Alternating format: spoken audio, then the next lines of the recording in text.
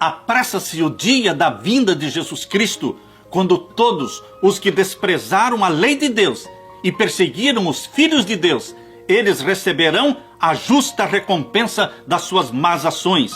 Naquele dia, todo ato de crueldade e injustiça para com os fiéis seguidores de Jesus serão punidos como se tivessem sido feitos para o próprio Jesus Cristo. O apóstolo Paulo declara que todos os que piamente querem viver em Cristo Jesus sofrerão perseguições. Aqui ainda não é o céu, meu querido irmão. Ainda estamos em sofrimento porque o céu ainda está no futuro. Jesus Cristo voltará para nos arrebatar para o céu. Então não teremos mais sofrimentos, nem morte, nem lágrima e nem dor. Olá, meus amigos e irmãos, a graça e a paz do Senhor Jesus. A história vai se repetir, perseguição ao povo de Deus. Na mensagem de hoje continuaremos estudando a Palavra de Deus e o livro O Grande Conflito com o pastor Samuel Ramos. E iremos ver que, assim como no passado Jesus e os seus discípulos sofreram perseguição, o seu povo, todo aquele que quiser servir a Deus fielmente, também será perseguido. Por isso, desde já, gostaria de convidar os irmãos a pegar sua Bíblia e participar desse estudo especial da Palavra de Deus com o pastor Samuel Ramos. E se você anda por aqui e ainda não é inscrito no canal, gostaria de te convidar a se inscrever no canal. E se você gosta desse tipo de conteúdo, então peço que você deixe o seu like no vídeo e também compartilhe essa mensagem com mais pessoas. Fazendo isso, você estará ajudando esse ministério a crescer cada vez mais. Que Jesus te abençoe e te guarde, e fica agora com o vídeo.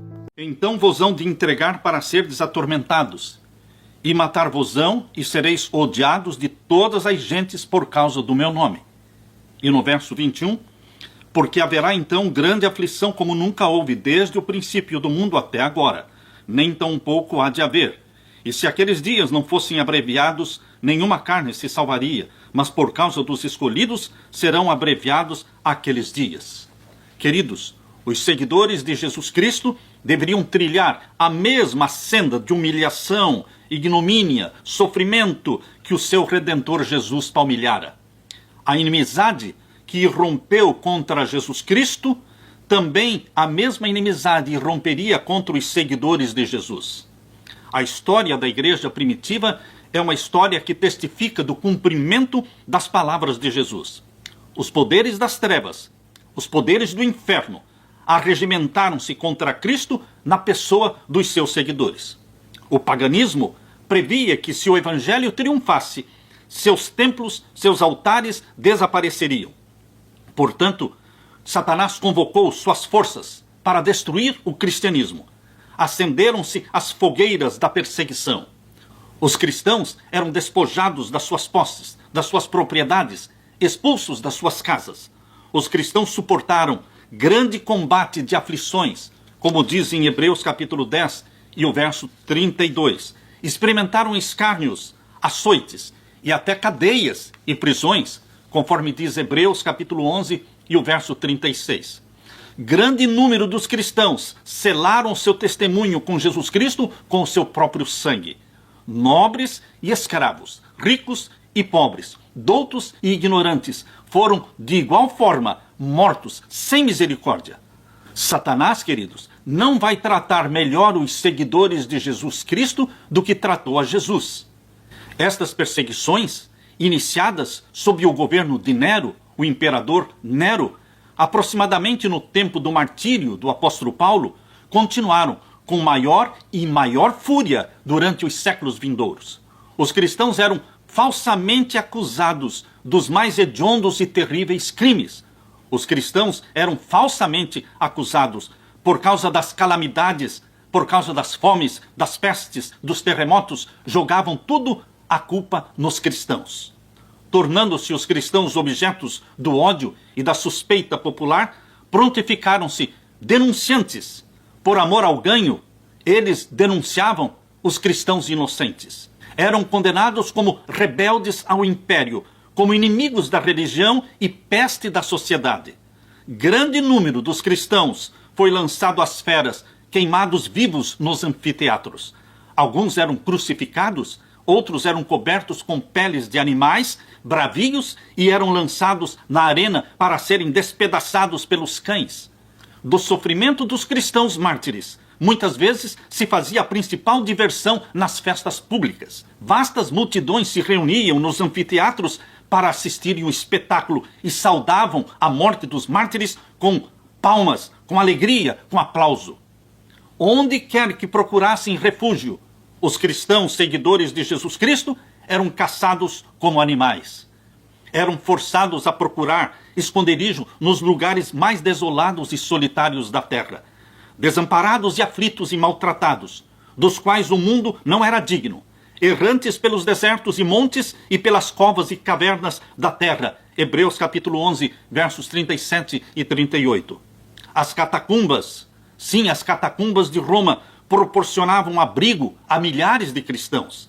Por sob as colinas, fora da cidade de Roma, longas galerias de 3 metros de largura por 2 metros de altura, centenas de quilômetros de galerias subterrâneas chamadas catacumbas de Roma. Ali, os cristãos enterravam seus mortos. Ali, os cristãos se escondiam da perseguição. E ali também os cristãos adoravam a Jesus. Escondidos nas catacumbas, estes cristãos perseguidos, testemunhas de Jesus Cristo, privados de todo conforto, excluídos da luz do sol, tendo o lar no seio da terra, obscuro, mas amigo, mas não proferiam queixa alguma. Animavam-se uns aos outros a suportar a privação, a suportar a angústia. A perda de todas as bênçãos terrestres não os poderia fazer renunciar à sua crença e à sua fé em Jesus Cristo. Provações, perseguições, não eram senão passos que os levariam para mais perto de Jesus Cristo. Foram torturados, diz em Hebreus capítulo 11, verso 35, torturados não aceitando o seu livramento para alcançarem uma melhor ressurreição. Estes se recordavam das palavras do Mestre Jesus de que quando perseguidos, por amor a ele, ficassem alegres, contentes, porque seria grande o galardão deles no céu, porque assim também perseguiram os profetas que foram antes deles. Regozijem-se, dizia Jesus Cristo, de que vocês são considerados dignos de morrer e sofrer pela verdade, e cânticos de triunfo ascendiam aos céus daquelas chamas crepitantes, sendo cantados hinos de louvor a Deus pelos mártires. Pela fé, olhando para cima, aqueles mártires viam Cristo e os anjos, contemplando-os, sim, contemplando-os com mais profundo interesse, com aprovação, considerando a sua firmeza. Uma voz vinha do trono de Deus e os confortava, e esta voz era ouvida pelos mártires: "Sê fiel até a morte, e dar-te-ei a coroa da vida." Apocalipse 2, verso 10. Em vão foram os esforços de Satanás para destruir com violência a igreja de Cristo. Com a derrota, os cristãos venciam. Eles morriam, mas morriam como vencedores. O sangue deles era semente que produzia muitas conversões. Os obreiros de Deus eram mortos, mas a sua obra ia avante, com firmeza. O evangelho continuava a se espalhar e o número dos cristãos só crescia. Disse um cristão: "Vocês podem nos matar, podem nos torturar, podem nos condenar. A injustiça de vocês é a prova de que nós somos inocentes. Quanto mais somos ceifados, tanto mais crescemos em número. O sangue do cristão é semente." Aleluia! Milhares eram aprisionados e mortos, mas outros surgiam para ocupar o lugar e as vagas deixadas pelos mártires. Onde menos se esperava, os súditos de Satanás se convertiam a Jesus Cristo. Onde menos se esperava, pessoas que estavam alistadas no exército de Satanás passavam para o exército sob a bandeira de Jesus Cristo. Satanás, então, decidiu reformular os seus planos de ataques aos cristãos. Reformulou os planos de guerra contra o povo de Deus. Ele decidiu se intrometer na igreja e plantar a sua bandeira dentro da igreja cristã. Satanás pensou: se os seguidores de Jesus Cristo pudessem ser levados a desagradarem a Deus, desobedecerem a Deus, falhariam então a sua força, o seu poder e a sua firmeza, e eles cairiam como presa fácil. O grande adversário se esforçou então por obter de forma sutil aquilo que não conseguira através da violência. Cessaram as perseguições e no lugar das perseguições, Satanás usou a perigosa sedução da prosperidade temporal e da honra mundana. Levaram-se idólatras a receber a fé cristã. Avalanches e multidões de pagãos se convertiam ao cristianismo, trazendo para dentro do cristianismo o paganismo deles. Rejeitavam-se verdades essenciais do cristianismo. Com algumas concessões por parte dos pagãos e outras concessões por parte dos cristãos, pagãos e cristãos se uniam. Queridos, essa foi a primeira proposta de ecumenismo de Satanás, trazendo o paganismo para se juntar com o cristianismo. Isto foi no quarto século. Sob a capa de um pretenso cristianismo, Satanás estava se insinuando, se infiltrando na igreja, a fim de lhe corromper a fé, desviar a mente da palavra de Deus. Queridos, Deus nunca baixa suas normas. A maioria dos cristãos, no quarto século, finalmente consentiu em baixar a norma, formando-se união entre o cristianismo e o paganismo, mudando apenas os objetos de culto pelas imagens de Jesus e mesmo de Maria e dos santos cristãos. O fermento vil da idolatria, assim trazido para a igreja, veio lá do paganismo, infiltrou-se na igreja e continuou a sua obra funesta. Doutrinas errôneas, ritos supersticiosos, cerimônias idolátricas foram incorporados à fé cristã, unindo-se os seguidores de Cristo aos idólatras. A religião cristã se tornou corrupta e a igreja perdeu sua pureza e seu poder. Isso aconteceu no quarto século. Alguns cristãos, no entanto, permaneceram leais. Não foram transviados por esses enganos. Mantinham-se fiéis ao autor da verdade e adoravam Deus somente. Deus sempre teve o seu remanescente fiel.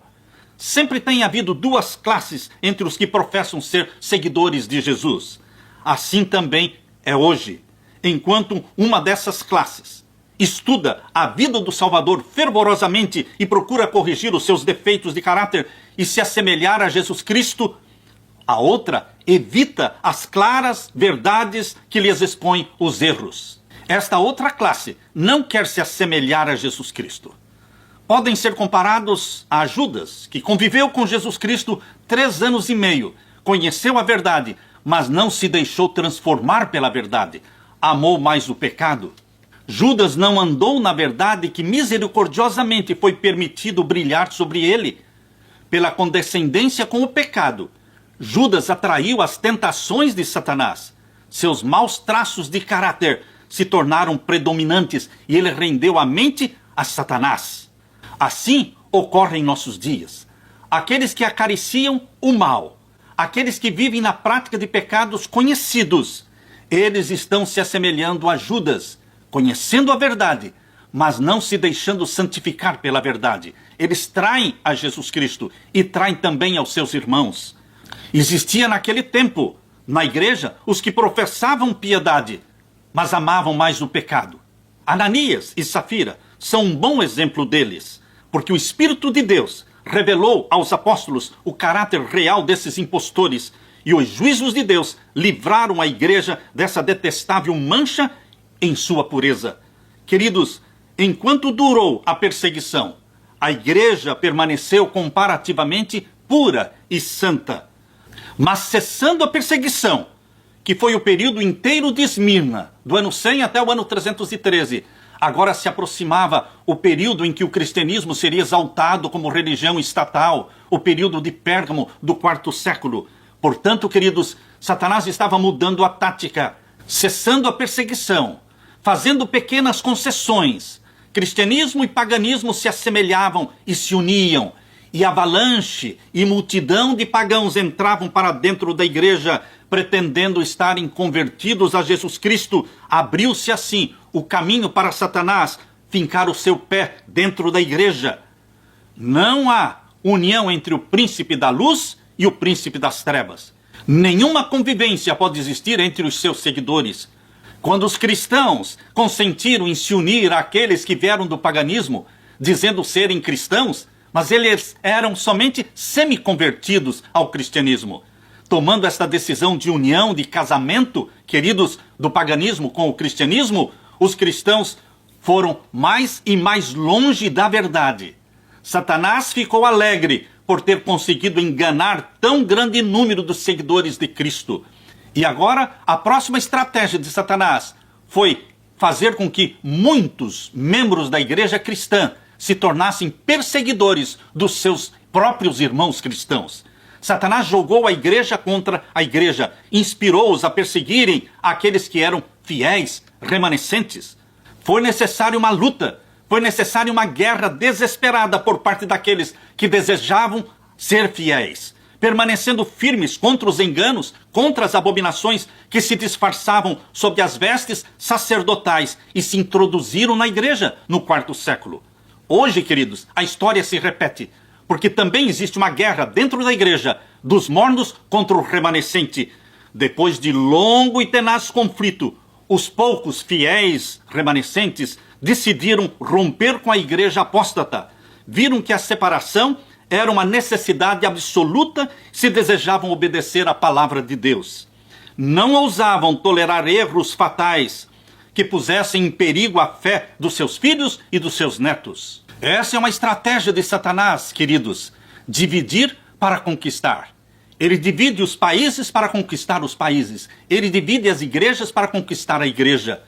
Esta divisão dentro da igreja, da mornidão contra o remanescente, ela está trazendo degeneração para a igreja e ela está fortalecendo as mãos dos agentes de Satanás, de modo que falsas teorias e enganos fatais sejam introduzidos. Satanás divide para conquistar e ele introduz na igreja o tipo de música que ele quer, o vestuário que ele quer. Ele introduz dentro da igreja o estilo de vida mundano. Os primitivos cristãos eram, na verdade, um povo peculiar. Sua conduta irrepreensível, sua fé pura, invariável, era uma contínua reprovação a perturbar a paz dos pecadores. Eram eles odiados pelos ímpios, assim como Abel foi odiado por Caim. Pela mesma razão que Caim matou Abel, pela mesma razão, muitos perseguiam seus próprios irmãos dentro da igreja. Foi pelo mesmo motivo que os judeus rejeitaram a Jesus Cristo. Por quê? Porque a vida pura e perfeita de Jesus Cristo era uma constante condenação à vida pecaminosa dos judeus. Queridos, desde os dias de Cristo até hoje, os fiéis discípulos de Jesus têm suscitado ódio e oposição da parte daqueles que amam o pecado e querem seguir os caminhos do pecado. Como, pois, pode o Evangelho de Jesus Cristo ser chamado de mensagem de paz? Quando Isaías predisse o nascimento de Jesus, conferiu-lhe o título de Príncipe da Paz. E quando Jesus nasceu, os anjos cantaram: Glória a Deus nas alturas e paz na terra, boa vontade para com os homens. Lucas capítulo 2 e o verso 14. Há uma aparente contradição, queridos, entre estas declarações proféticas e as palavras de Cristo em Mateus capítulo 10, verso 34. Ali, Jesus falou: não vim trazer paz, mas espada. Como, queridos?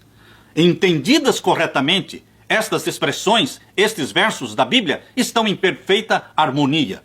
O Evangelho é uma mensagem de paz, sim. O cristianismo é um sistema religioso que, se for recebido no coração e obedecido, espalhará paz, harmonia e felicidade por toda a terra. Porém, queridos, foi missão de Jesus Cristo reconciliar os homens com Deus e uns com os outros. Mas o mundo, em grande parte, está sob o domínio de Satanás, o acérrimo inimigo de Jesus Cristo. Eles odeiam a pureza que lhes revela e condena os pecados. É neste sentido que o Evangelho de Jesus Cristo é chamado de espada. Por quê? Visto que as elevadas verdades do Evangelho despertam ódio e contenda naqueles que rejeitam a Jesus. Alguns cristãos se revoltam contra Deus. Por quê? Por permitir Deus que os mais vis e ímpios homens da terra prosperem, enquanto que os melhores, que são fiéis cristãos e mais puros, são afligidos e atormentados. Se rebelam contra Deus. Eles se perguntam: como pode Deus tolerar tal injustiça e tal opressão? Porém, queridos, esta é uma questão com a qual nós nada temos que ver. Vamos deixar com Deus esta questão. Deus deu suficientes evidências do seu amor. Deus nos dá suficientes evidências da sua caridade, da sua bondade. E não podemos compreender totalmente a operação da providência divina. Jesus Cristo prevendo as dúvidas que surgiriam na mente dos seus seguidores, Jesus Cristo disse: lembrai-vos da palavra que vos disse, não é o servo maior do que o seu senhor. Se a mim perseguiram, também perseguirão a vós. João capítulo 15, verso 20. Todos os que somos chamados para sofrer torturas e martírio por amor a Jesus Cristo, nós estamos simplesmente andando nas pegadas de Jesus Cristo, do amado e predileto Filho de Deus, pois ele foi o que mais sofreu humilhação e tortura. Mas lembre-se, meu querido irmão, Deus não se esquece dos seus filhos, não os negligencia, mas permite que os ímpios revelem o seu verdadeiro caráter. Os justos são postos na fornalha da aflição, para que eles próprios possam ser purificados, para que seu exemplo possa convencer outros da realidade da fé e da piedade. Deus permite que os ímpios prosperem e revelem inimizade para com Deus e para com os seguidores de Jesus, a fim de que, quando eles encherem a medida da sua iniquidade, todos possam, em sua completa destruição, ver a justiça e a misericórdia divinas. Apressa-se o dia da vinda de Jesus Cristo, quando todos os que desprezaram a lei de Deus e perseguiram os filhos de Deus, eles receberão a justa recompensa das suas más ações. Naquele dia, todo ato de crueldade e injustiça para com os fiéis seguidores de Jesus serão punidos como se tivessem sido feitos para o próprio Jesus Cristo. O apóstolo Paulo declara que todos os que piamente querem viver em Cristo Jesus sofrerão perseguições. Isto está na segunda carta de Timóteo, capítulo 3, verso 12. Aqui ainda não é o céu, meu querido irmão. Ainda estamos em sofrimento porque o céu ainda está no futuro. Jesus Cristo voltará para nos arrebatar para o céu. Então não teremos mais sofrimentos, nem morte, nem lágrima e nem dor. Você sabe por que a Igreja de Cristo não está sendo perseguida hoje da forma como foi perseguida nos primeiros séculos? Você sabe por quê? A única razão é que a Igreja se conformou com a norma do mundo, com os padrões do mundo, e, portanto, não suscita oposição. A religião que em nosso tempo prevalece não é de caráter puro e santo, igual àquela que assinalou a fé nos primeiros séculos do cristianismo. É unicamente por causa do espírito de condescendência com o pecado, por serem as grandes verdades da palavra de Deus tão indiferentemente consideradas, por haver tão pouca piedade vital na igreja, que o cristianismo é aparentemente tão popular no mundo. Mas, queridos, o cristianismo não foi fundado para ser uma religião popular no mundo. A verdade nunca foi popular. Haja um reavivamento da fé. Haja um reavivamento do poder da igreja primitiva, do batismo do Espírito Santo. E então o espírito de perseguição e opressão reviverá. Reacender-se-ão as fogueiras da perseguição. Queridos, Jesus está nos chamando para sermos fiéis remanescentes hoje. Vivermos aquele cristianismo puro e santo do primeiro século. A verdade ensinada por Jesus Cristo nunca foi, não é popular. Porque Jesus está pedindo não uma igreja popular. Jesus está pedindo uma igreja santa, uma igreja pura. Porque Ele é santo, Ele é puro. Que haja em você, meu querido irmão, em mim, o reavivamento desta fé primitiva. O reavivamento deste poder da igreja primitiva, batizados pelo Espírito Santo. Aleluia! Fique com a paz de meu Jesus. Se você gostou do vídeo, não se esqueça de se inscrever no canal, deixar seu like e também compartilhar o vídeo. Que Jesus te abençoe e até a próxima.